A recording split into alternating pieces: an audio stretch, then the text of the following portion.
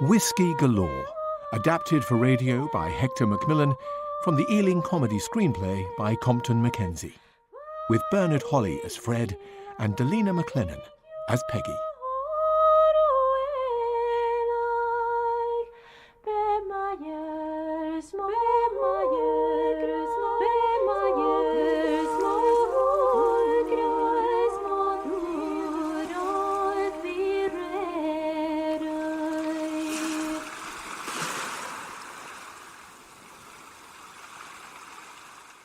In the year 1943, a merchant ship left the Clyde, outward bound for New York. In the attempt to dodge attention from German U-boats, she was threading a careful passage through the many islands of the Scottish west coast when, without warning, she became enveloped in a dense sea fog and ran aground on a reef between two Hebridean islands. A very minor event in a global conflict. It might now be scarcely even a memory, were it not that the cargo aboard the SS Cabinet Minister was to have such a profound effect on the local population. To mark the 50th anniversary, we talked to some of those who had been directly involved. We were delighted to find two people in particular who had more reason than most to remember the occasion. Odd. O-D-D, Odd. What was Odd? No, that's my name, Odd. Alfred Ernest Odd. And this is my wife, Peggy. Peggy Macaroon, as was, before we were married. And is it true what they tell me? You're just about to celebrate your golden wedding tonight. Aye. 50 years married this spring. Wonderful. We were married just 6 weeks after the minister went aground. In fact, you could say we might never have had a wedding at all if that ship hadn't run aground when she did. Really? Aye, really. You see, the army had taken me away from the islands for about 18 months, and when I come back, full of hope, things seem to have changed a lot, and not for the better either. Changed in what way? Well, everybody just seemed to have sort of slowed down somehow, and it was obvious before even I got off the boat that Peggy's father hadn't trimmed his moustache in a very long time. Hello, Mr. Macroon. It's great to see you after all this time. Hello, Sergeant Major. It's great to be back. Falchi Dundui, Sergeant Major Falchi Dundui. How's everything on Little Todday? Terrible. Just as bad as here. Terrible. Nothing wrong with Peggy, is there? Oh, what would be wrong with Peggy? Or Kate Ann, for that matter. They're all right, then? All right. Smoking away, the pair of them, like two peats. What a pity the government hadn't run out of cigarettes instead. Instead of what? Oh, would you look at poor Roderick yonder? You can see the stuff isn't there by the way the man's shoulders have died on him. Oh, Dunya Boch, it's me that's sorry for the poor soul. Listen, I think you better come up to the hotel for a dram with me. To cheer you up, while you're waiting for the mails to be sorted. We can't go for a dram, Sergeant Major, because there hasn't been a drop of whiskey in the two islands for 12 days now. Not a drop? Not a drop. And for a month before that, the stuff was in such short supply that Big Roderick at the hotel yonder was handing it out like it was his own blood. And now there's the island queen over from Obig again. And again bringing not a drop with her. Aye, well, we're all a bit bloodless now. You and me'll just be getting down to the Morning Star. I confess, at the time, I still didn't realise the full extent of the calamity or its implications. Too preoccupied with my own problems, I suppose. Anyway, as my future father-in-law's wee boat carried us the 2 miles over the water to Little Todday here, I was still after just one thing. I was hoping we might settle the date when me and Peggy got safely married, Mr. McCrew. Yes, well, we'll be talking about that when the summer's over. That'll be time enough. Don't you think just before Easter will be a good time? Just before Easter? You have some very peculiar thoughts. Well, just after Easter. Anyway, before April's out. We'd better talk about it when the summer's over. Don't know at all why you're in such a hurry. If you've been wanting to marry a girl for nearly 2 years, you'd be in a hurry too, Mr. McCrew. You sure you won't just have a bottle of ginger ale? No, thanks, Mr. McCrew. Or a bottle of lemonade? Or a bottle of lemonade. Oh, don't blame you. And that's another thing.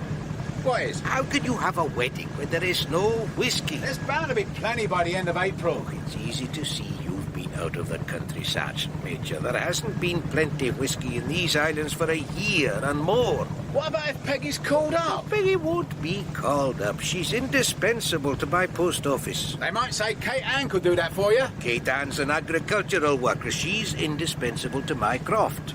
All the same, I think... Would you hark at the way that wind's blowing up now, Sergeant Major? Oh, we'll have a dirty night, I'm afraid. Don't you think so? Aye. A very dirty night.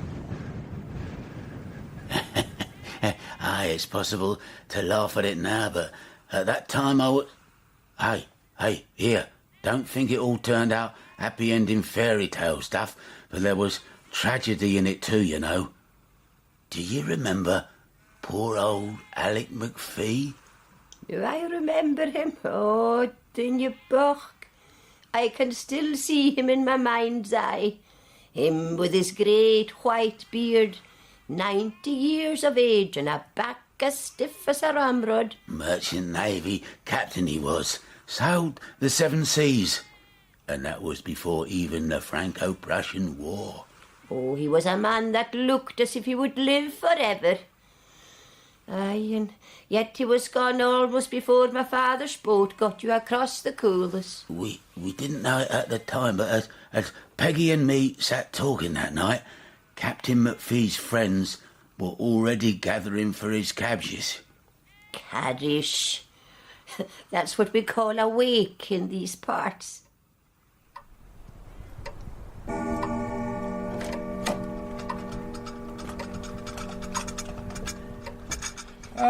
Morag.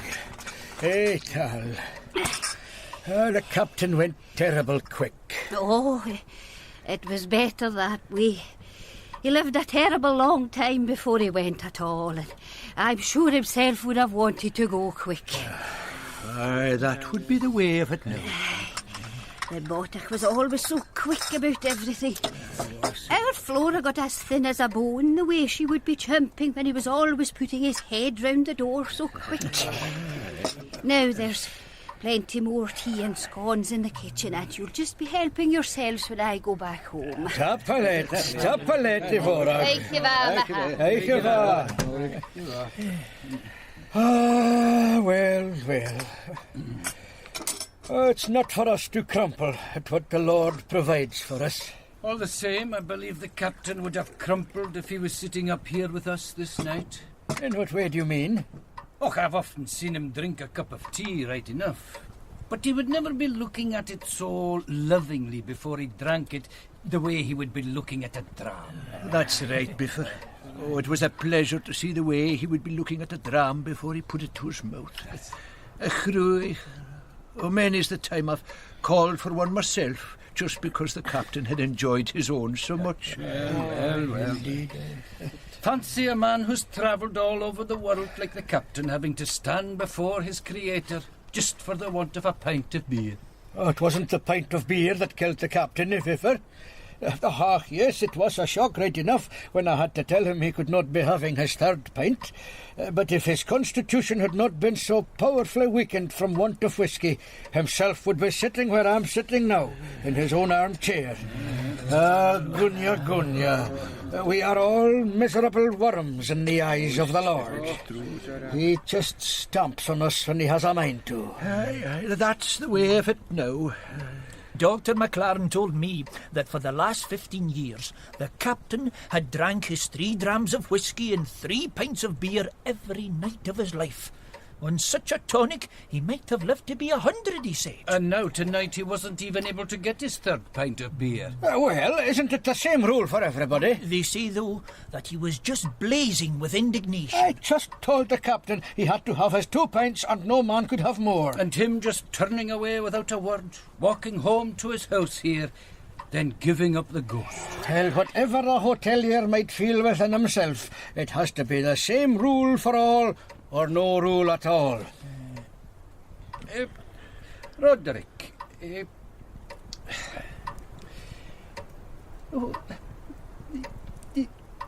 when do you think we'll be seeing whisky again? And how would I know? Wasn't even the minister's wife asking me that very question this afternoon? The minister's wife? Oh, I didn't know the minister's wife was... Mr. MacLeod, don't be laughing, please. Mrs. Morrison was wanting some whisky for the minister's call. My brother Simon went up to the manse to see the minister, and he says the poor soul has no more voice in him than a bit of dead grass in the wind. I know how he feels. I'm almost afraid to light up a pipe now. The hair in my face is that dry. We are all running terribly low.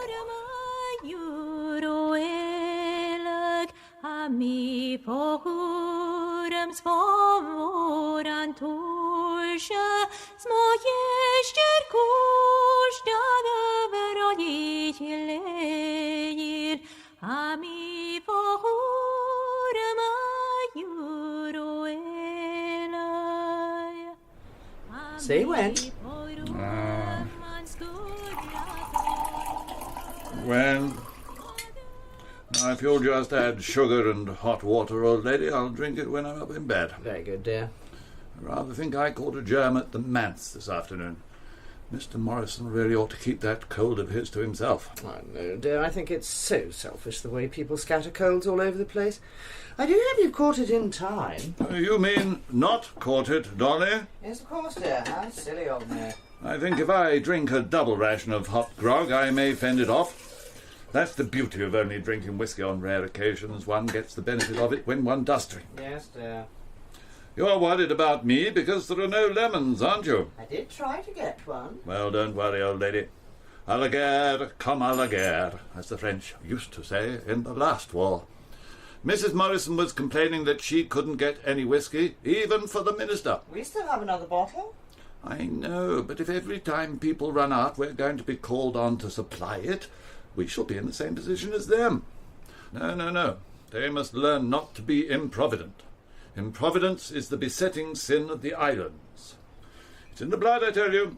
In the blood. You go on, dear, and get quickly into bed. I'll bring this up to you. Yeah, old girl. It's even getting hold of a man like Sergeant Major Odd. I'd no idea he was coming across from the mainland this evening, and I must say I'm rather surprised he didn't report here to Snorvig House before he crossed over to Little Todday. Oh, well, Paul, I expect he was anxious to see Peggy Macroon. He has been away a long time. Exactly my point. He should have come up here as soon as he got off the boat. Is your drink all right, dear? Eh? What? Oh, well. Excellent. I wonder if the Sergeant Major and Peggy Macroon will be getting married I'm soon. afraid I'm more anxious to know if he will be able to smarten up my men. They're getting terribly slack. Oh, it's disheartening for you, Paul, after all the trouble you've taken with them. When duty calls, Dolly, we don't consider our personal feelings. Right. Bedtime. Oh, where's that book I was reading? Who put it away? What's it called? Death in the Jam Pod. It's a crime club novel. Oh, dear, I believe I did put it away. Silly of me. I thought you'd finished with it. Well, don't you start going native on me, old lady.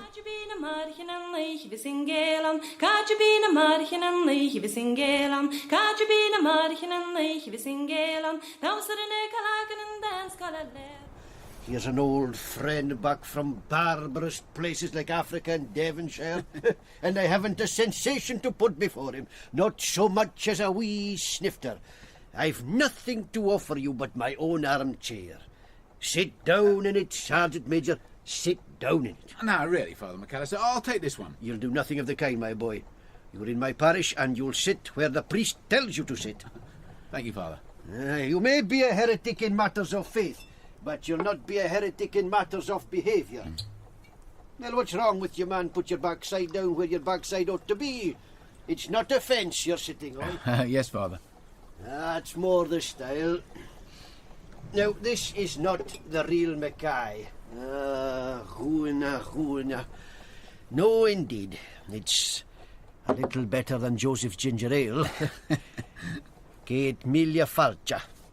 Agus Slantjavor. Slantjavor.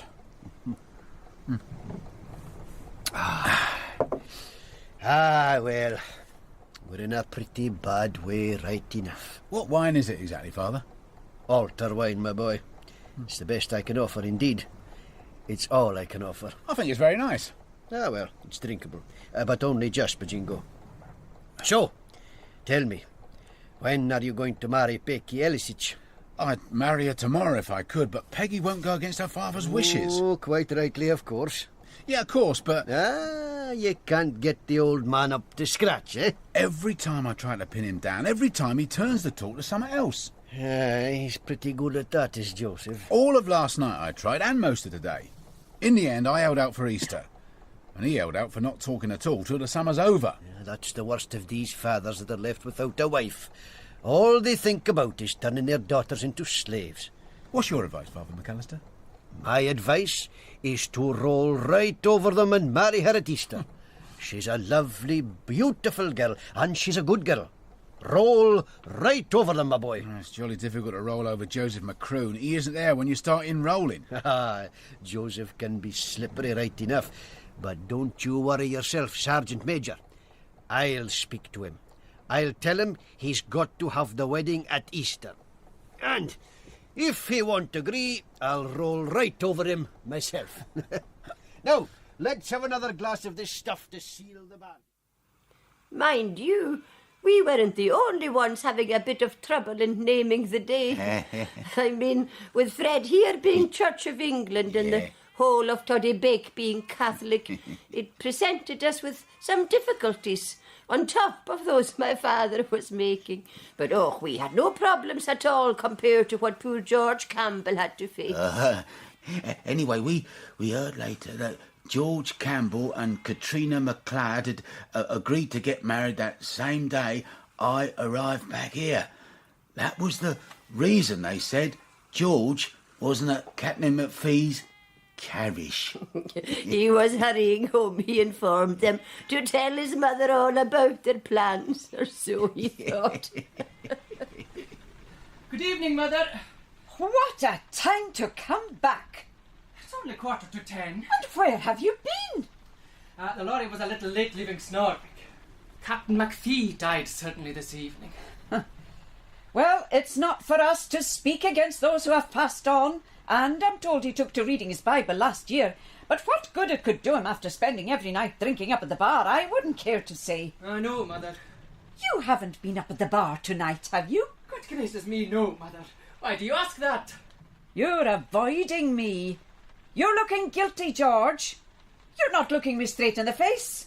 George! Yes, Mother? You've been drinking. I have not been drinking. I couldn't have been drinking. And why not? Because there's not a drop of whiskey in the whole island. These islands are swimming in the stuff. They've always been swimming in it. Well, there's none now. There's a shortage on account of the war. The Lord is merciful indeed. What a lesson for us. We go to war on the Sabbath day, but he returns good for evil and leads us out of temptation. Well, if you've not been drinking, what have you been doing all this time? I went to see Norman MacLeod at Watasit. That good for nothing. I don't know what the Education Authority is thinking of, letting a radical, the like of that, corrupt the minds of the children. He's been called up. He's going into the Air Force. The best place for him. He's never had both feet on the ground since he could walk. Triana gave us tea. That sister of his? Aye. A rattleplate of a girl, just like her mother before her. Permanent wave, indeed. Permanent wickedness, more like. Katrina looks after her brother very well. And what do you know about being looked after when you've had nobody to look after you but your mother? You'll learn the difference if you're ever foolish enough to think of marrying one of these modern girls. Yes, Mother. It's time we were going to bed. High time indeed, with the Sabbath close upon us. Just you make sure everything's properly locked up now. Yes, Mother. Do you hear me, George? Yes, Mother. I smell something good in the kitchen. Golden plover, Doctor. Isn't it splendid? Wonderful. Dinner's ready. Now get yourselves round the table. I wasn't expecting to see you here, Dr. MacMillan. Oh, I never miss the chance for a meal cooked by Katrina. And here is something good enough to wash down plover, as fine as that's going to be. Well, Doctor, you're a darling. Well, that's the last of my claret. I hope I didn't shake it up too much in the car. There was no need, Dr. MacLaren, but thank you very much indeed. A toast, then. To Katrina and George. To Katrina and George. I did not have the pleasure of bringing either of you into the world, but I hope I have the pleasure of bringing a few of your children into it, eh? Dr. MacLaren, is you? George, you're a lucky man. You're going to marry one of my favourite lassies in the island. Not sure she isn't the pick of the whole bunch. Well, she is that to me, Doctor. Dash it, George, I don't know how you managed that. Oh, no, I'm not casting reflections on your worthiness. No, I was merely animadverting on your modesty. Hear, hear. Well, here's to you both. And may you be happy and prosperous, and, except for the occasional incident alluded to, may you never see me across your threshold in my professional capacity. Oh, thank you, Dr. MacLaren. No, eat up all. Oh, he was a lovely young fellow, was George Campbell. Though, to be honest, there's many in the two islands despaired of him ever working up the courage to face yon mother of his, once and for all. They say a tree is known by its fruits, but how could anyone on this earth explain the Campbells? You were going to tell me last night? Yes, I was, Mother. But you seemed so anxious to go to bed. The bed I have made for myself and on which I must lie. Mother, you...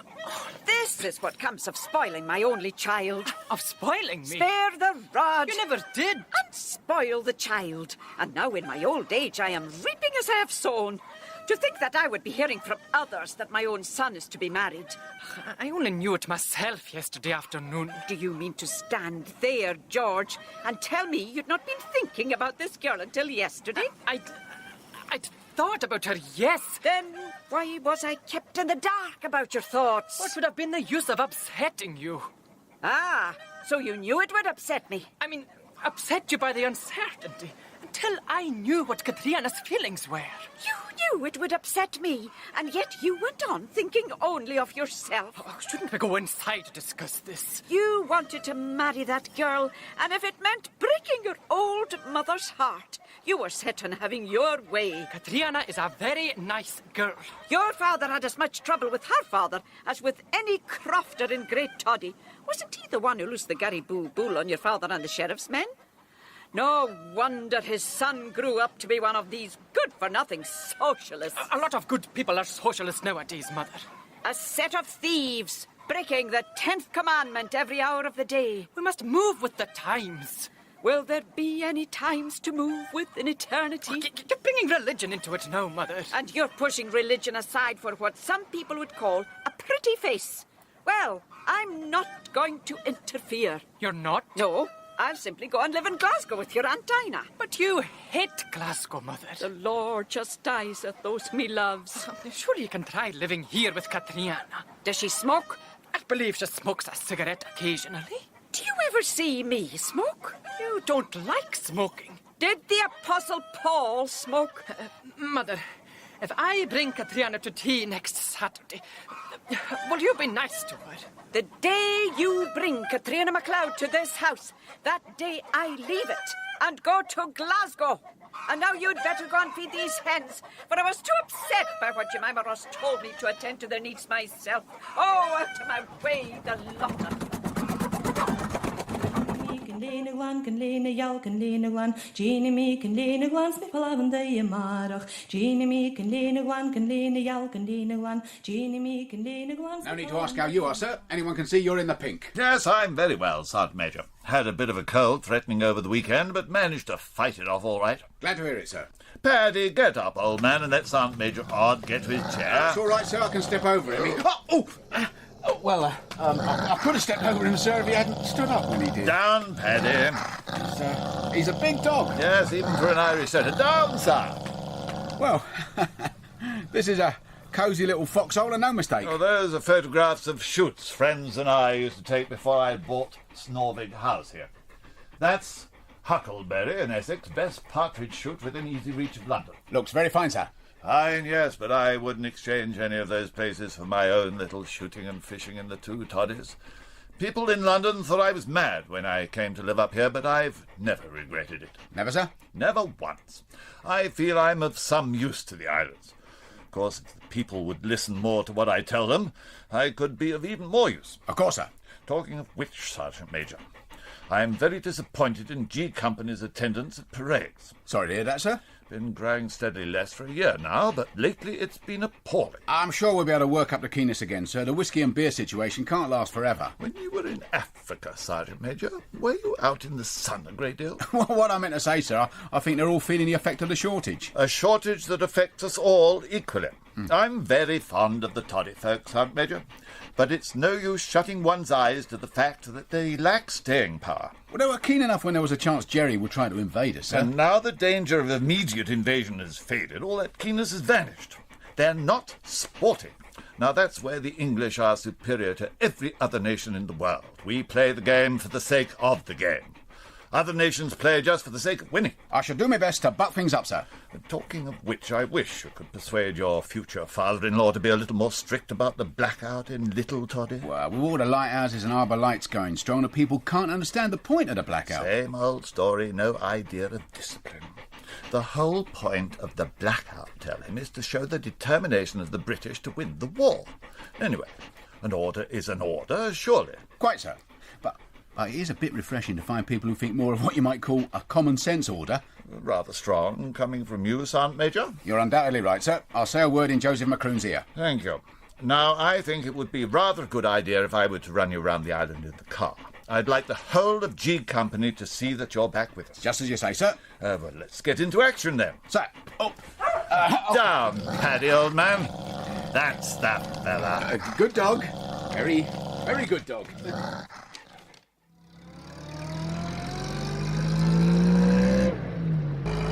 Something must be done, Sergeant Major. Something to bring home to these people that there still is a war on. I think the drought of whiskey may have taught them that, sir. What? Seriously, sir, I don't believe prosecutions would do a bit of good. They're not easy to drive out here, but nobody could wish for a better lot of fellas to lead. I don't want to prosecute, Sergeant Major. It's no pleasure to me. I mean, I could have prosecuted a lot of people for poaching, but I never have. Fortunately, the command of the Home Guard isn't my private affair. I'm the representative of the country's will to victory. I must say I was really disappointed in Captain Waggett. I mean, I thought I got him right off that prosecution lark, but then I found out much later he'd gone straight home and written an official letter to District Security about the people here. Now, that was wrong, very wrong. I was very disappointed in him over that. To Captain P. St. John Quibblick, Security Intelligence Service, from Captain Paul Waggett. Dear Captain Quibblick, I feel I ought to let you know that there seems to be a wave of defeatism in this island at present. It has affected the Home Guard to some extent, and I think it might be worth your while to I am much obliged for your letter of the 22nd inst. I am taking steps accordingly. Lieutenant Boggust will arrive at Snorvig on Saturday the 27th inst. He will travel under the name of W.A. Brown, and his apparent object will be to inquire into the tweed industry on both islands. Disappointment, a great disappointment was what I felt when I heard the security had been brought in. Oh, there was no need for that at all. But Then again, it did give us all a good laugh after Father James got caught up in it. For a priest, he had what you might call a devilish sense of humour. To put you in the picture, up at the northwest of the island here is Baggygroin, Macroon's Bay, and it's always been a great place for flotsam, the way it opens out to catch whatever the wide Atlantic Ocean has got to offer. And it pleases the good Lord to lead us to. And it can offer a lot that's very acceptable, especially in wartime when everything was so scarce. At different times, I remember we had absolutely dozens of whole cheeses from the shore yonder. Oh, and you couldn't count the number of great big boxes of lard. I've seen tinned asparagus and turpentine and crates of the stuff lifted off the sand up there. The tires for 2 lorries and enough tomato juice for a generation. From pit props to vegetable oil, you name it, we get it. Anyway, just about the time Captain Waggett's spy started his investigation, after a spell of bad weather, 2 of the local crofters took a walk out to the bay one night, just to see what fortune might have washed ashore for them. It's heavy. Well, this'll do here, then. Down with it.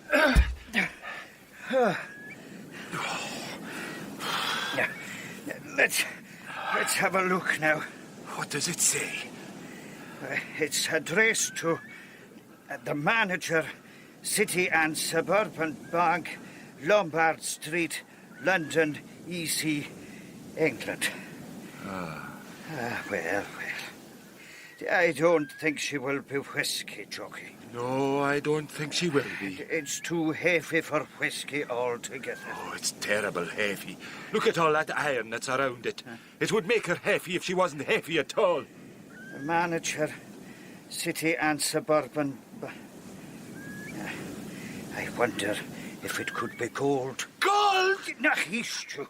Do you want everybody in the island to hear you screeching about it? If it isn't gold, it must be something pretty valuable, I believe. Who would be sending a box like this to a bank if it was just nothing at all? Oh, it must be gold right enough. Oh, this is better than yon Chinese paper banknotes that came ashore by Ard Swish. Aye, a lot better. There wasn't many things you could do with Chinese paper banknotes. No, not many. The big question is, what do we do with this? What should we do with it? We'll take it back to your place or my place and open it right away. That's what we'll do with it. Aye, let the whole island know we had something by the noise we'd be making in the middle of the night. No. We'll hide it in your hayrick. And you'll send word tomorrow morning while I come along to give you a hand with your plough because it's broken. And then if there's a lot of hammering, they'll all be thinking it's your plough. Very good, Hugh, very good. Well, it's you that's smart right enough. Care's matter. Up with her now. Oh, the sooner we get it to your rick, the better. That moon's as bright as day. The poor souls, Jockey Stewart and Hugh Macroon. Fos hiorg of yak and yein could uprach. The thing is, next morning they discovered that someone had been into Jockey's hayrick while they were sleeping. The box of gold was gone. Nothing left but scattered hay. And before they could start looking for the culprits, who should arrive in the harbour but Captain Waggett's security officer? I've forgotten his name now. He's a lieutenant, he was. Boggust. Lieutenant Boggust. Oh, aye, Lieutenant Boggust. I knew I'd get it if I kept thinking of something phony. And then you balk the poor man. The people here just kept passing him from one to the other, each one giving him more confusing information than the last, till he finished up leaving the island knowing everything there was to know about absolutely nothing. All the same, by this time, Hugh McCune and Jockey Stewart were convinced it was all to do with them, so they went for advice from the one man everybody could trust. And as usual, Father James had his finger right on the pulse. It took him no time at all to locate their box again. It was lying concealed in my future father-in-law's back shed. Oh, well, finders keepers. Father James had the box opened, and they tell me he nearly died laughing, literally, for when it turned out to contain not gold, but human ashes. A great metal urn full of this stuff. The result of some important cremation in Toronto. And from what we heard afterwards, Lieutenant Boggist found the box mysteriously in his cabin on the island Queen and decided to do nothing until he should have a witness present. So he carried it all the way back to security headquarters at Novus. I'd have given half me pension to have been there to see Major Quiblick's face when they opened it. I expect he and Lieutenant Boggist exchanged some very intelligent looks. Oh, Lieutenant Boggist. Oh, the poor Truagan.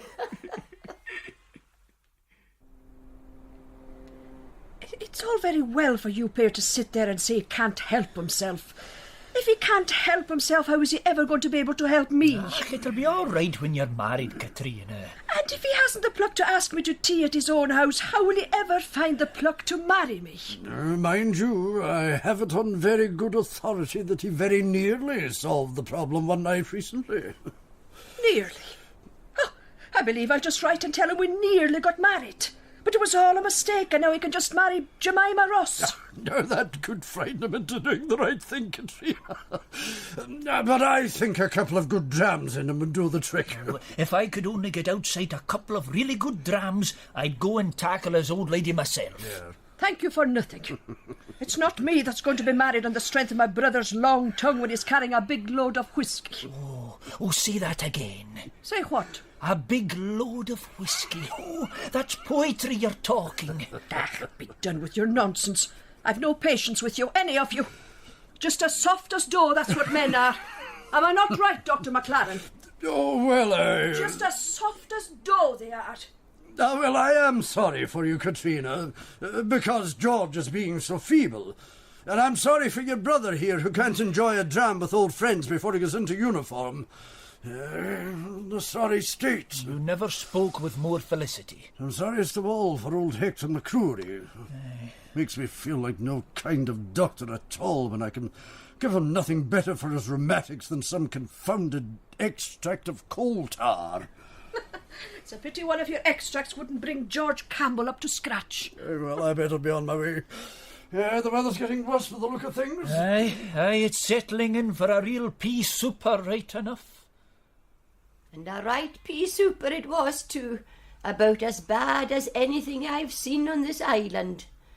So bad that nobody really expected Captain McKechnie to get the island queen over that night. But Captain McKechnie was one of the old school, and when word went round that he'd brought her into Snorvig on that Saturday night, they tell me they was all headed for the hotel hot foot, all excited and hopeful they was, thinking their troubles were over at last. Oh, no, but what the Queen brought for them from back that time wasn't at all what they were hoping for, no, not at all what they had been hoping for. Dear sir, I am informed that the conversation in the Snorvig Hotel is often unduly critical of the conduct of the war. I earnestly hope that in future you will exercise your influence as landlord to check such criticism to the best of your ability. We must all remember that we are fighting for our existence against And he goes on and on and on again, and then he signs himself P. St. John Quibalic, Major Sick. Sick? And St. John. Oh, look at that now for a piece of impudence. Joseph Macroon himself would never be signing himself St. John. SIC means Security Intelligence Corps. It's written the same on this letter to me. No intelligence at all, just a lot of nonsense. What is the clown after saying to you, Archie? Dear sir, I have to notify you that I have received a report that on at least 3 occasions you indulged in careless talk about the movement of shipping. Viz... What kind of a ship is that? What? Viz. Well, I don't believe it's a ship at all, Drooby. It's one of those words those government fellows write when they want to get anybody into a bit of a muddle. Huh? Now, where was it? Oh, yes. The movement of shipping, viz. On the 27th ult, on the... What's an ult? But it's another kind of viz.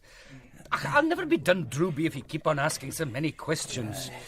You ought to belong to the government yourself. Viz. On the 27th ult, on the 28th ult, and on the 1st inst. All he means, Drooby, is last Saturday, Sunday and Monday. Well, then why can't he say that if that's what he means? Well, it's the way these fellows have to write. Ult just means February.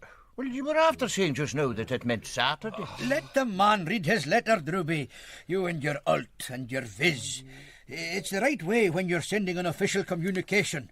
You get plenty such letters when you're on the county council, but I don't pay much attention to them. I realise that you did not intend to do any harm, but in mentioning that your son was sailing from a certain port at a certain time for a certain destination, you might have been giving valuable assistance to enemy agents who are always on the...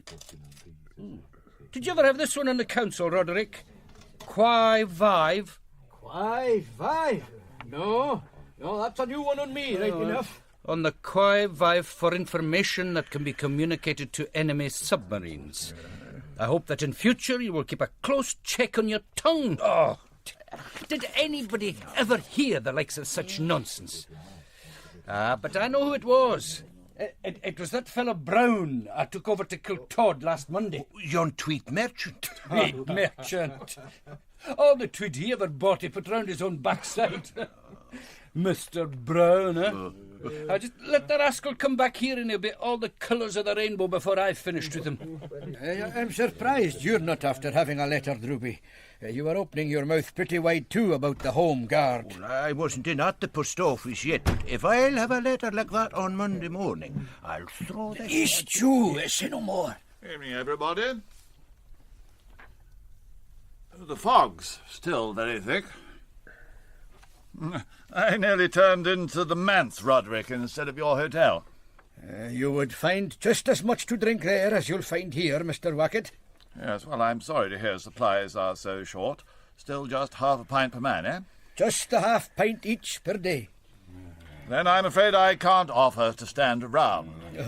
Still, we must remember that every drop of whiskey we don't drink is helping to pay for the war. So is every drop we drink, the way it's taxed. And I'd sooner pay for the war drinking whiskey, tax and all, than by not drinking it. But the point is that by not drinking whiskey, the whiskey goes to America, which means the Americans are helping to pay for the war. But we mustn't grumble. That's one of the reasons I've come to the bar this evening. I've had a letter from Major Quibblick at Nobbeth. A lot of us are after having letters from Major Quibblick. Some people have nothing better to do than write a lot of letters. But it really won't do to give people the impression that there is any defeatism here. However, if Major Quibblick has written directly to some of you, I shan't say any more about that. But what really brought me along this evening is to ask if any of you know anything about a very large urn filled with human ashes. Didn't I tell you, Biffer? Ever since he got command of the Home Guard, he's been going more and more quickly, slowly off his head. No one? Well, as Major Quibblick points out in his letter to me, it might easily have been a time bomb. There's the proof. Your Major Quibblick is a clown. He's just a clown. Oh, I don't think you ought to say that, Roderick. You can't call the officer in charge of security intelligence for a protected area a clown. But I will. The urn was left in the cabin of a Mr. Brown, a tweed merchant. Tweed merchant? Precisely. Not at all. He's one of those pocket Hitlers up at Nobbeth Lodge. And his name isn't Brown. He's Lieutenant Pogost. How can you say such a thing? Didn't the Island Queen bring him up to Nobbeth about a month ago? And didn't Captain Mackenzie himself tell me Pogost nearly drove him half daft with the questions he was asking? Well, if anyone here does obtain any information, I hope he will let me know at once. Secrecy is all important, but mystery is not. The only mystery is how that lot get their chops. Well, good night, all. So, what size of thing would this urn be at all? Oh, they can be pretty large at times. They use the large urns for tea when there's too many people for a teapot. Because now I come to think of it, I saw Kenny Eosif and another Kiltod fellow carrying a sort of big, heavy black box up the gangway of the Queen. Aye. Well, there's one thing you can be sure. If that was the big black box that contained the human ashes, and they were after coming from Joseph Macroon, we'll never know now where they came from. No doubt about it, Jockey. Yon's coming from back Hebridean. You know, Hugh, I believe you're right. That's queer she stopped so sudden. Aye. Well, she might have run into clear weather, I suppose. In a fog like this, she might as easily have run aground on the Goa. That's true. All the same, I think we should go and take a look. Kerstmata. We'll go up as far as the head of the bag and see if we can catch sight of her.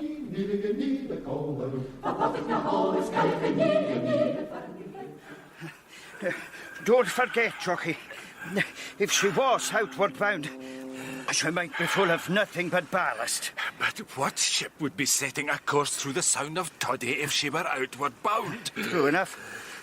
And even if she is carrying ashes, she can hardly be full of that and nothing else. If there's a ship aground on the Goa at all, I'm sure there will be something in it for us. Yeah, Uschan. And it could be rum all the way from Jamaica. Do you think, Jockey, you could step a wee bit livelier? You take the lead, Uschan, and I'll not be far behind you, boy. Here's Mata, this way.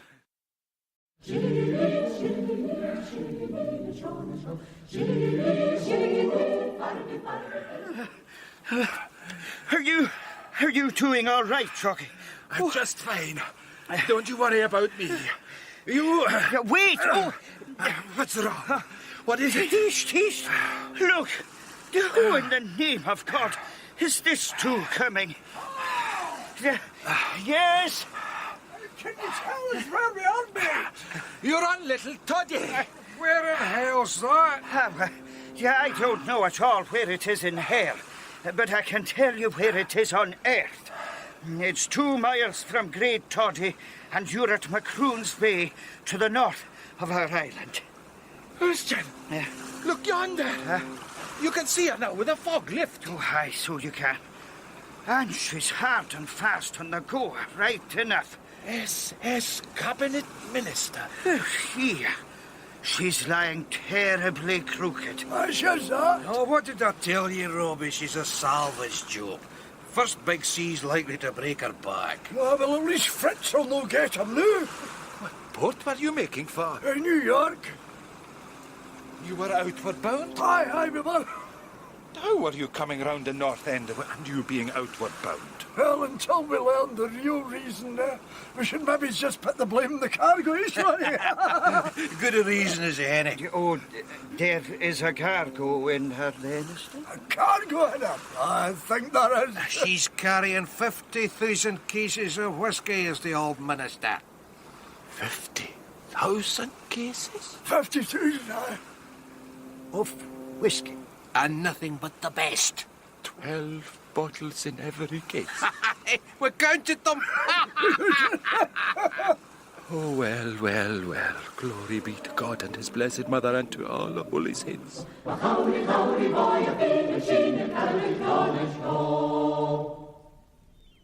I see. So that's where I am, is it? Right on top of the Goa.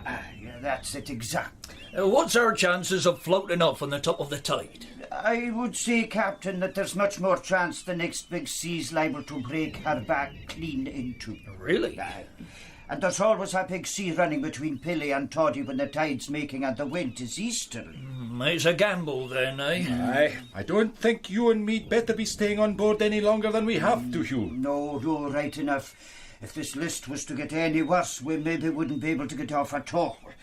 We're away now, Captain, and arrange for carts and wagons for you. No, there's no need for that. The way the folks lifting, we can row round to Snorvig in the lifeboats. Well, you've a slack water calm now, so that's just the time to do it. You'll find good accommodation at the Snorvig Hotel, right enough. Aye, pretty good accommodation, but keep in mind there's very little beer there now. And no whisky at all. None at all. Not a drop. Dry as a bone. Been like that for months. Oh, now that's bad. But that I can do something about. This label seem all right to you? Stags Press. Given the choice, nobody in the Little Toddays would drink anything else. Right, help yourselves. But no, that's not fair. I'll help you. Here, Jockey, would you listen to that? Captain, slange of our boy. Slange for Captain Puncher. You're a good elf, gentlemen. I wonder if the wind will come up. The glass is still high and steady. The glass is steady enough, Captain, but she's not as high as she was when you filled her for me.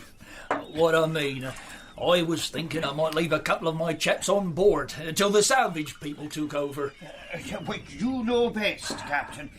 But you couldn't have a worse place than you are, except when it's flat calm, as it is just now. When there's anything of a groundswell, it's just impossible to get ashore at all. Yes, well, local knowledge. If the minister has to be a total loss, at least I can make certain no lives are lost with her. Jockey and me will go straight to Kiltod and send word to Snorvig to look out for you before sunset. That would be helpful, thank you. And you'll not be forgetting there's not a drop of this stuff in Snorvig. No, I won't forget. And on that score, perhaps you'd like to take these with you. Oh, more than Captain Puncher. More than. Yes, indeed, Captain. Many, many, many thank yous. Well, who would have thought when we were walking to Mass this morning, lost in the deepest fog, that by the afternoon we'd be luxuriating on a sunlit shore like this? What do you say, Jockey? Sunshine without and sunshine within. Well, we'll just have a bite to eat at home, and then we'll get the cart and drive along to Kiltod. I want to give my bottle to Father James. Oh, I wanted to give him my bottle. But we've had a dram out of yours. Oh, one bottle's enough for him just now anyway. After all, there's 600,000 bottles where this came from. Hagachara, Chuck. Hagachara. Ushkabea Hagaloid. Thank you.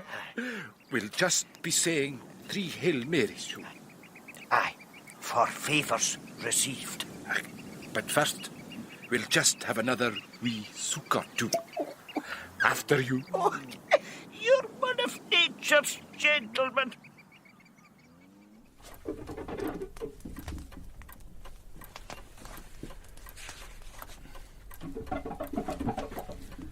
Will you not be sitting quiet for more than 1 minute, Archie? And you little better, Alan Gilbreth. We're just keeping a sharp lookout for the weather, woman. Oh, for goodness sake, be still for a moment. This is the only quiet day I have in all the week. The way they tell us, yon ship will be lying on the Goa, Yelsish. If it comes round to blow when the sun goes down, she might break in two before morning. The weather won't change one way or the other because you pair are forever jumping up and running to the door. Come back here to the fire and content yourselves like two sensible men. Do you know, Drooby, Sabbath or no Sabbath, I've a good mind to take my boat out there right now.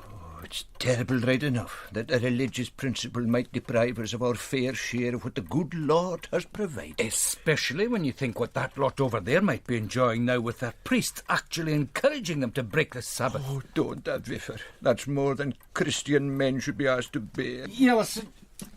Yes? I was thinking I might just take the kittiwake round to the north end of Tudibeg and take a look at her. No one would call that breaking the Sabbath. Wouldn't they?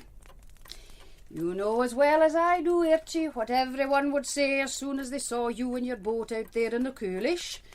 Have some sense and let the ship bide till Monday. But do you think they're letting the ship bide till Monday over there on Little Todday? Oh, you're talking very grand about my sense, but where's your own woman? If the poor Papa Nichod Toddybeck don't know better than to break the Sabbath, is it you that's wanting them to lead you by that great nose of yours into breaking it with them? I'm not sure it would be breaking the Sabbath just to have a bit look around. I'm not sure either. Are you not? Well, I'm not going to argue with you, Archie. We'll have been married 25 years next July, and if I'd argued with you every time you were wrong, I'd never be done arguing with you. You'll just go your own way, and if you want to be breaking the Sabbath, you'll be breaking it. Drooby, hey, I know what we'll do. We'll go tomorrow morning, right enough. But it'll be a tomorrow so close to today, you wouldn't get a heartbeat between them. Kerskiljaur, a vifer. I'm with you. We'll get down to the kittiwake, and on the stroke of midnight, we're off, boy, we're off. The Lord's mercies are indeed new every morning.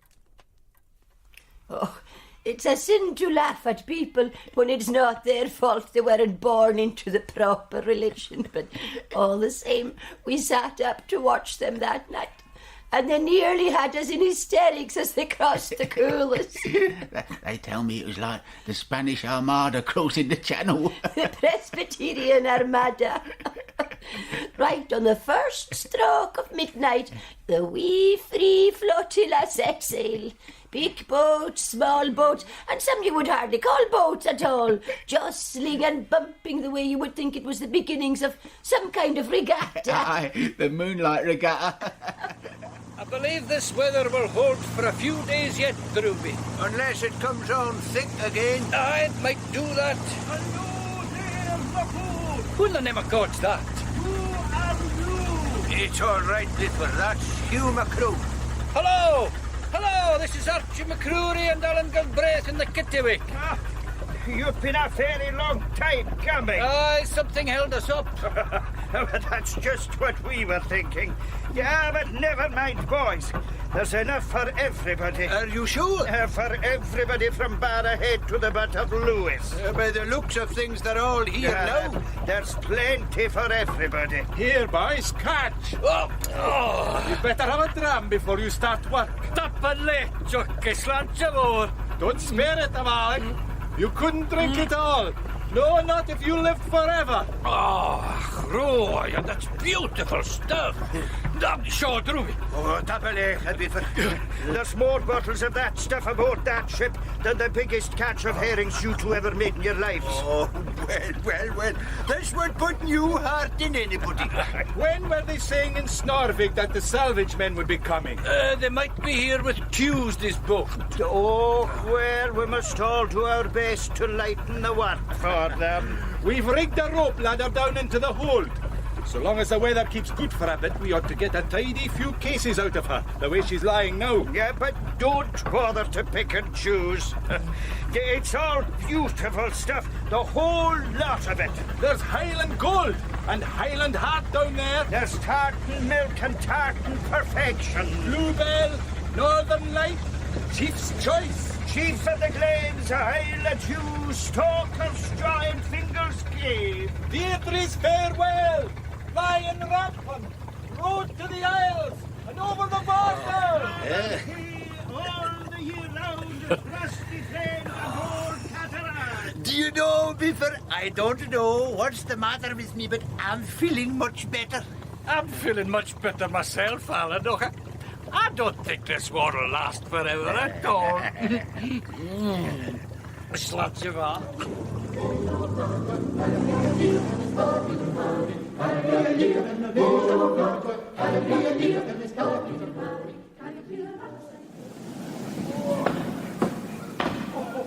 Tell me, Drooby, did you ever see a sight like that in your life before?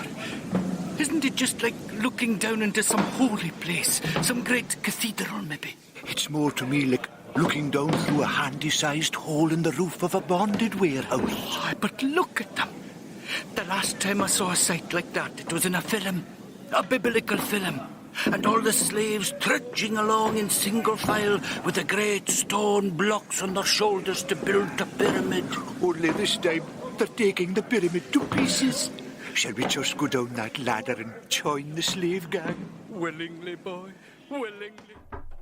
Come in. Archie McCreary and Uncle Braith both want to see you. What's the matter with them? There's a strong smell of liquor. Already? I asked them why they didn't go to the surgery. They said it was business. Oh, well, in that case, wheel them in. Don't forget, your lunch will be on the table in 5 minutes. You've just to go in. Doctor. Hello, Buffer. Hello, Droopy. What can I do for you both? Lion rampant. Oh. Tartan perfection. Oh. Just for a start. Well, it's really kind of you chaps to think of me. I really do appreciate the thought. You'll be getting a case of such thoughts pretty soon, Doctor. I suppose they must be doing pretty well on Little Todday. They're doing wonderful, and I'm glad they are. They couldn't have treated us better if we'd been born there. Plenty more where that comes from, boys. That was their slogan. And did you see Father McAllister? No, we didn't get across until after midnight, but they say he was going about all evening looking pretty pleased with himself. I was told he'd taken charge and was conducting it like a military operation. I'm sure he was. Now listen, lads. Do you know what I'm going to do with this bottle? Drink it, I hope. No. I'm going to take this unopened over to old Hector MacMillan knocked down so that he can have the pleasure of opening it himself. Oh, that's a really kind thought from yourself, Dr. McLaren. I'm sure old Echen will feel as if somebody has just switched on the sun for him. Oh, I expect everybody's feeling a bit that way now. Aye, everybody except Big Roderick up at the hotel. After weeks of waiting, he's been told to expect his first consignment on tomorrow's boat. Right, Sergeant Major. What are your plans for the week? Well, sir, tonight, if you don't mind, I think I'd like to cross over the Little Todday, and then tomorrow, being Ash Wednesday, which is more or less a holiday for them over there. They're always having holidays on Little Todday. Well, I thought it would be a good opportunity to give the local platoon some shooting practice. But it's just what you say, sir. You'd get back here by Thursday morning? That was my notion, sir. Right. Approved. Is that everything taken care of now? Just one more thing, sir. Yes? Do you know what a rajack is, sir? Something to do with radio location, I suppose. No, sir, it's a Gaelic word. It's when you announce your engagement, the betrothal. Really? Well, there's going to be a rajack tonight for me and Peggy. I was wondering if you and Mrs. Waggett will care to come to the party, sir. Well, it's very kind of you, Sergeant Major, but transport may be a problem. I suppose you've heard about this shipwreck. Captain Mackenzie was telling me about it on the way across from Obeg, sir. It's a heavy responsibility. For you, sir? Well, I feel we ought to guard the wreck until the salvage men arrive. I wouldn't trust the brigade of guards to look after that ship, sir.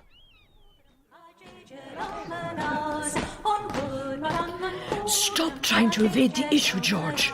The Sergeant Major himself told me that your mother had absolutely forbidden you to come here tonight. Oh, please, let's not talk about that just now. I insist we talk about it here and now. We're in danger of spoiling other people's enjoyment. Here and now, George. And once and for all. Well, maybe at least go in there and close the door. If that's what you wish. Katriana, listen. No, George. I want a simple answer to my question. Did your mother or did she not forbid you to come here? Yes, she did, but I paid no attention and I am here, Katriana. Oh, George. If she can forbid you to come to someone else's rage, what hope is there that she'll ever let you attend your own wedding? Why don't you leave me to deal with that? You've been talking about dealing with that for months now. You've never dealt with that in your whole life. I will deal with it tonight. Maybe when my brother Norman goes into the RAF, I'll just volunteer for the ATS. If you must know, Katriana, I've already made inquiries about a ring. A ring? What kind of a ring? An engagement ring, of course. Oh. I asked the Sergeant Major where he got his, and I'll be going there myself shortly to choose one. Oh, well, in that case, I'll maybe delay my decision about the ATS for a wee while yet. I'm going home tonight to tell my mother that you and I are going to be married at Easter. At Easter? Here now, how will I have enough couples to be marrying at Easter? I thought we'd go and get married in Glasgow. Oh, I'd rather be married in Glasgow myself. But we'll have to wait till the summer holidays. No. I've made up my mind. We're going to be married at Easter. Oh, It's just the whisky that's talking. I admit that I probably wouldn't have been able to talk like this without the drams I've had this evening. But when the effect of them passes off, I'm not going back to being my mother's slave. No? No. If I'm in any danger, I'll take a few more drams. Oh, you'll not become a drinker if you're going to marry me. I may have to until we're safely married. So that's another reason for us to be married at Easter. Then I'll settle down. Did anyone ever hear the like of the way you're talking? Would you rather I spent the rest of my life just havering? No, I don't believe I would. So that's it settled then. We probably should go back in there in case they think we're up to something here. They'll probably think that anyway, so we might as well give them something to go on. Oh, George.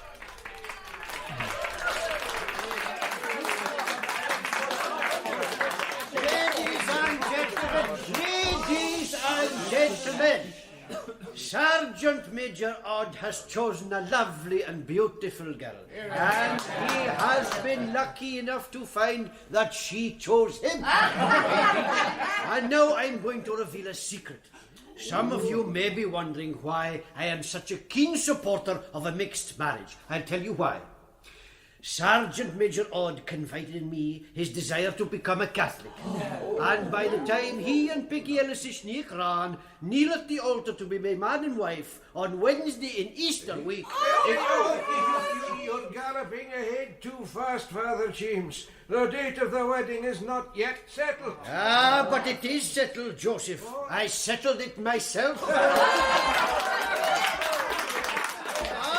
I was going to say before the county councillor for Toddybeck interrupted me, when I marry them on Wednesday in Easter week, it will not be a mixed marriage at all. And now, how about the tune in the pipes? Come along, something to get our toes tapping. Excuse me, Father McCallum, but before Mr. Chisholm gives us a tune, I should like to say just a few words. Certainly, Colonel, as many as you like. Well, ladies and gentlemen, it is my pleasant duty to propose the health of my friend Joseph Macroon. He has entertained us lavishly, and I'm sure we all wish to express our grateful thanks for such hospitality. And now I hope you'll none of you take it amiss if I utter a word of warning. I'm not going to beat about the bush. I dislike beating about the bush. Every man here knows that a steamer, the SS Cabinet Minister, was wrecked off the island 2 days ago, and that the greater part of the cargo consists of whiskey. I want to ask you to beware of considering that this cargo belongs to you. Any of it that doesn't soon will do. No, it belongs to the government.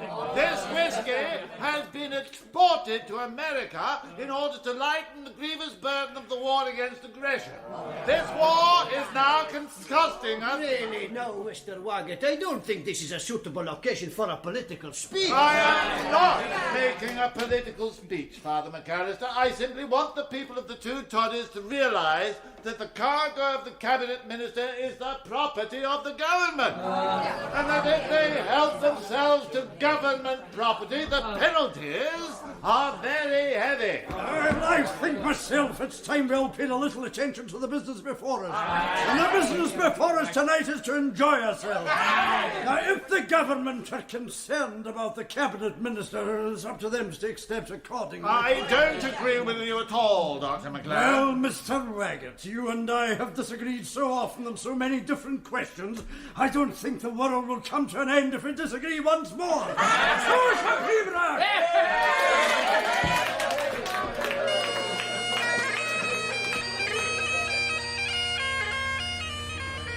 I really don't know what's going to happen to these two islands. I think the warning you gave them tonight ought to be heard, dear. I don't think any of them will pay the slightest attention.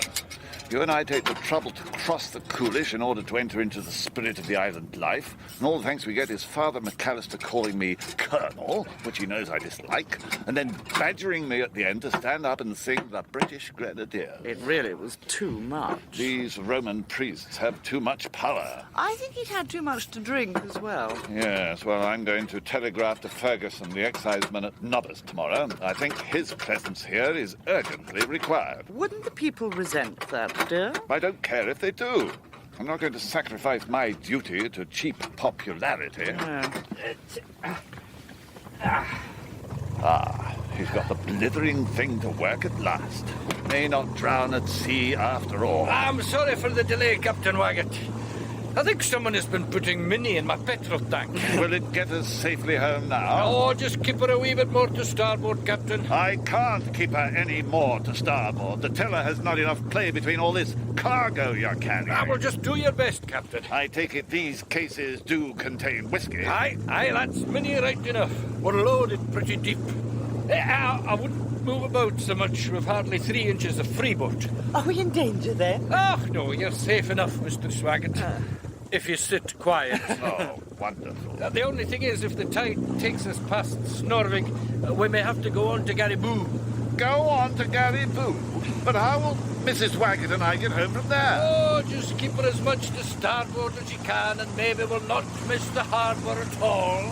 It'll be rather awkward for you if we fail to make the point at Gariboo and find ourselves facing the exciseman at Nobbers. Complete demoralization, that's what it is. Complete and utter demoralization. I was just thinking, dear. What? If we do run into the excisemen, it won't look very good for you either, Paul.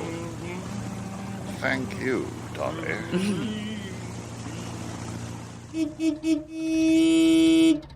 She won't be asleep. She'll be waiting up for me. It's all right, George. I was just indulging myself. Do you know, Doctor, I feel as if the whole of my future life depends on what I say or do in the next few minutes. I think you're more than a little tight. I may be, I don't know. I've never been tight before. The test will come when you're sober again. If I find that being sober means being shy and feeble and unable to stand up to my mother, I shall get tight again, Doctor. You'll have to watch out you don't become the slave of drink, George. I very nearly let it happen to me. If Katrina and I are to be married at Easter, I won't need drink to give me confidence. Yes, you're lucky, George Campbell. I know I am. Yes, you're a very lucky chap. I also think you're in just the right mood to tackle your mother tonight.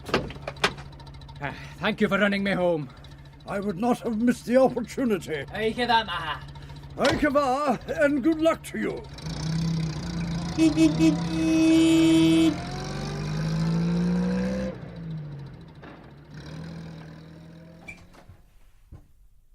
What have you to say for yourself? I have a great deal to say, but I'm not going to start a conversation in the hall. You're not. Go into the sitting room, Mother, while I take this case of whiskey along to the dining room. Case of...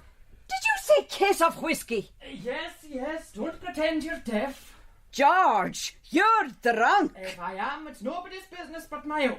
Will you make us a cup of tea? Are you talking to me? Your mother? There are a few things I want to talk over with you, and we'd both be the better of a cup of tea. I will certainly not start making tea at this hour of the night. Then I'll make myself a dram. You do no such thing, George. And I'm still waiting for an explanation of your behaviour. It's very simple. I've been to the Rachel. After I told the Sergeant Major you couldn't possibly go. The Sergeant Major told me what you said, which made which made me absolutely determined to go. Sit down. Please. Thank you. Now then, Katrina and I are going to be married next month. Have you gone mad, George? No, I've gone sane. I think we'd better resume this talk tomorrow when you're sober. No. When I was small, you terrorised me, and my father, who had a kindly side to him, hadn't the pluck to interfere. I suppose you terrorised him from the moment you married him. Please don't interrupt. I'm doing the talking now. And forgetting the 5th commandment. I never want to hear that commandment again. Blasphemy now. I don't want to turn you out of the house, but that's what I will do unless in future you do what I say in all matters affecting me. You said to me that if I married Catriona, you'd go to live with Aunt Ina in Glasgow. All the same, you are my mother, and I feel I ought to give you a chance to pull yourself together. Oh, so, if you write to Catriona to invite her to come back with me after church on Sunday and spend the day with us, and if, when she comes, you welcome her as a daughter, and if you give her all your coupons, I'll try to persuade Catriona that when we get married next month, and when she comes to live at Gariboo, you'll keep your own place in the house and won't attempt to take hers. Never, But if you'd rather not put your pride in your pocket, why then, I think you better telegraph to Aunt Ina that you'll be crossing to Obick by Saturday's boat and will arrive in Glasgow that night. Have you forgotten that the furniture in this house is all mine? No, I haven't forgotten that. I'll have your furniture sent down to the pier. George Campbell, if you bring that MacLeod girl to this house, I'm telling you to go to bed and think it over. And I'll tell you this. I wouldn't give you that chance if I didn't blame myself a bit. Aha! Yes, I blame myself for not having told you before what a proud, self-centred and domineering old caillagh you really are. Who on earth can that be? We can only pray it isn't more whiskey. Captain Waggett. I'm sorry to bother you at this time, Sergeant Campbell, but I wonder if I might use your telephone. Of course. Come in, Mrs. Waggett. Thank you. But what's happened? We need transport to get us back to Snorvig. I'd better telephone before I tell you the whole sad story. Help yourself, Captain, but I hope you get an answer at this time of night. Oh, they're on duty all night at the post office now. I spoke to Donald McCrory about it. The whole point of having a telephone is that it must be answered at any hour. At any hour. It might be better for me to get hold of Angus McCormack. He has a pony and trap. Come on. Come on. Mother. Yes, George? Will you see to our guests Come while I'm on. gone? Yes, George. Thank you, Mother. They'll probably want tea. Yes, George. Oh, it's a waste of time. Hopelessly unpatriotic, of course. And after all, Hello. At last. Who is it? I'm calling from the schoolhouse at Caribou. Do you want the doctor's house, Mr. Campbell? This isn't Mr. Campbell. This is Captain Waggett. This is the post office. I know it's the post office. Is that you, Mrs. McCrory? Mrs. McCrory is in bed asleep. Where's Mr. McCrory? Is it Mr. McCrory the hotel you're wanting, or Mr. McCrory the merchant? No. Mr. Donald McCrory, the post office. Well, they were after carrying Donald Ian home to bed 2 hours back and more. Did he have an accident? Maybe he did. They found him asleep in the telephone kiosk. Look here, you. Mrs. Waggett and I are stranded at Gariboo and must get hold of transport. What name was that you said? Waggett! Captain Waggett. W for wind, A for accident, G for George, and G for Gariboo, E for effort, T for two, and two confounded T's. Oh, George, I'll take the Waggets back in the kittywick after we get the rest of the mini out of it. Did you ever intend to get to Snorvig? Oh, no. I had a big cargo to deliver to Gariboo here. 15 cases, £2 a case, huh? Well, I ought to be getting back to let the Waggets know where they stand. Are you sure Angus can't take them in his trap? No. We'll need the trap to get all the minis safely stowed away out of sight before daylight. When can you take them home, then? I'll tell them to get down to the boat by 3 o'clock, and we'll have them back in Snorvig in time for a fine early breakfast. The tide will have turned before we start. Right then. Ik heb hem have if it. Ik heb haar, hoor, ik heb haar. Well, eh? Never saw such a change in any man. If took that dram like a warrior. Like a real warrior.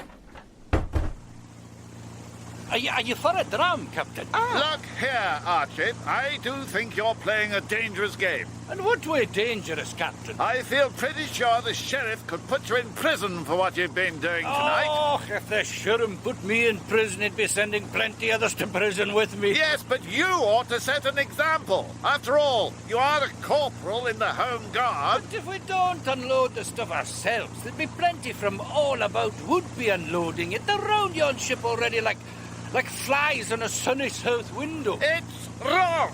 Whoever does it! Oh, Captain, this fine weather won't last forever. If there came a heavy sea, the minister might break in half the way she's lying. Now, we'd all feel pretty foolish if we just left all that fine whiskey for the fishes, would we not, Captain? You've had the living proof tonight, old lady, of what I've been saying. What was that? Both these islands are now on the verge of a complete moral collapse. Oh, if you say so, dear. Yes, it seemed strange at the time to many of us.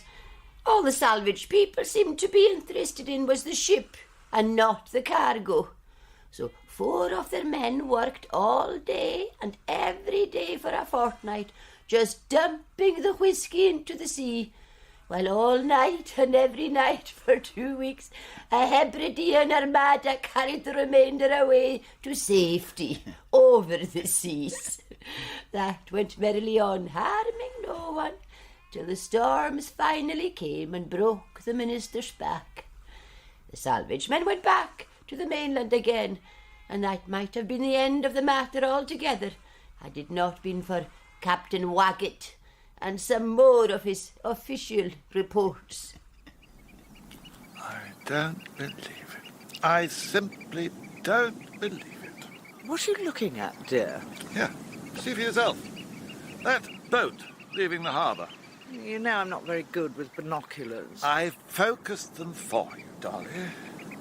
It's quite extraordinary. It's entirely through my initiative that action is being taken at last. And then nobody comes near me when the whistle blows.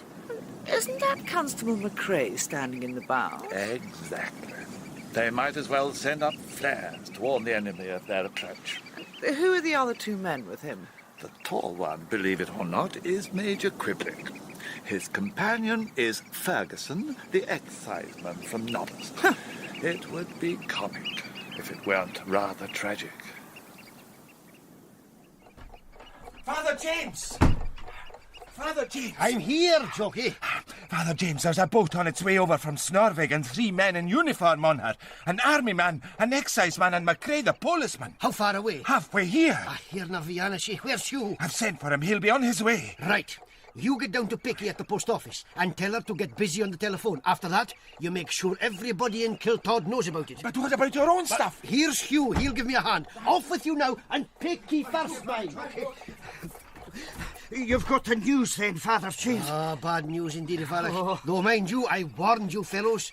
One for the pot is one thing, but when you started selling the stuff, you were bound to attract trouble.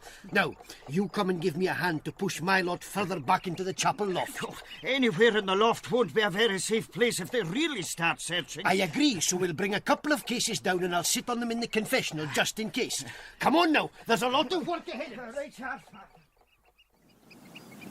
Oh, no. What is it now, Paul? Instead of going straight in for the kill at Kill Todd, the blithering idiots have turned away and are heading round to the wreck fast. With the 3 of them standing out on deck in full uniform. It's like the Portsmouth Review. Oh, well, I give up. They might as well have telephoned in advance to inquire if this might be a suitable morning to call. One could be forgiven for thinking it was done deliberately. Well, with my father being away in Edinburgh, trying to get a licence to sell liquor at the post office, and with all those cases of Minnie just lying on the floor of his shed, my sister Kate Ann and myself didn't know what to do for the best at all. We were sure we were for the jail, and our father too, probably. So, well, in desperation, I took the bull by the horns. and with hammers and chisels we prized open the cases and just poured every bottle away into the good earth. I tell you, before we were done, our heads were spinning with the fumes. Oh, but at least we knew we were doing the right thing. Well, that's what we thought till our father came back from the mainland. Hiku and share. Hiku! Hiku! Yin and grass. Virtue! Oh, my whiskey! So I just explained calmly that the constable had been coming and we had no choice but to act as we did. Oh, daughters. Oh, Hon Moruya. Daughters are just a burden and a misery to a man. Your mother would never have done such a fool of a thing, never. She had more sense in her. Daughters! So I just seized my chance and reminded him that I didn't want to be any man's daughter anymore, that I wanted to be a man's wife, and that it was himself who was keeping me back. Well, it's me would far sooner see you married unto any man than have you here and pouring away any more of my stalker's joy on me. Good, I said. Clever. Then Father James can be reading the banns out in church next Sunday, and I'll have an Easter wedding after all.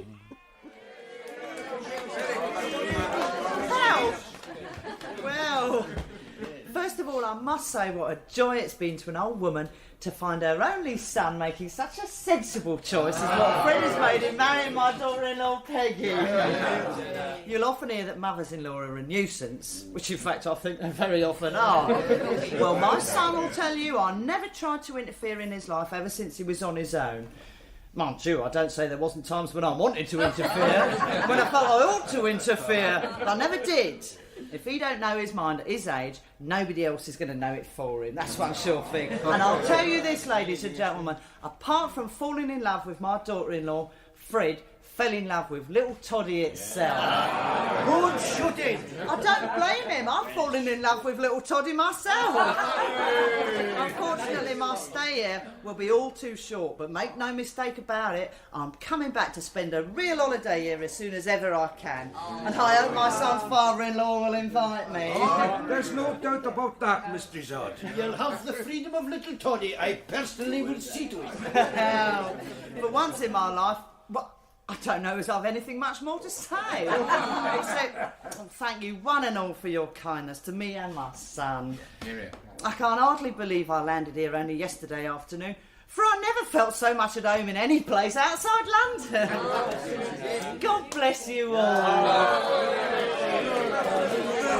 That was really beautiful, Mrs. Order. You'll need a small sensation after that.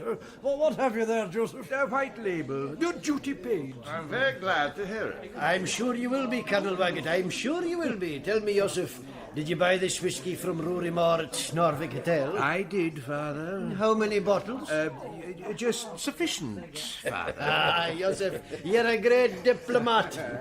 And now the bride and groom will lead us all into a good old-fashioned dance to the posh stabile.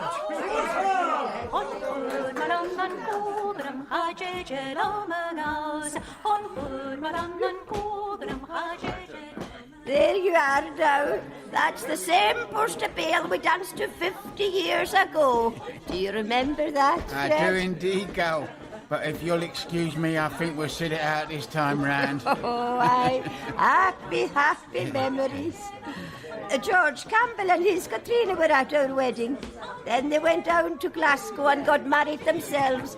50 years ago this month. Well, all I can say is that those years have sat very lightly on the pair of you. I wonder, Fred, if you'd care to tell us how old you are. I was 45 the year the minister went aground. You're 95? Yeah. Oh, you look wonderful. And you, Peggy. Are you going to reveal your age for us? Well, let's just say I'm over 21. That's what she told me when I asked her before we were engaged.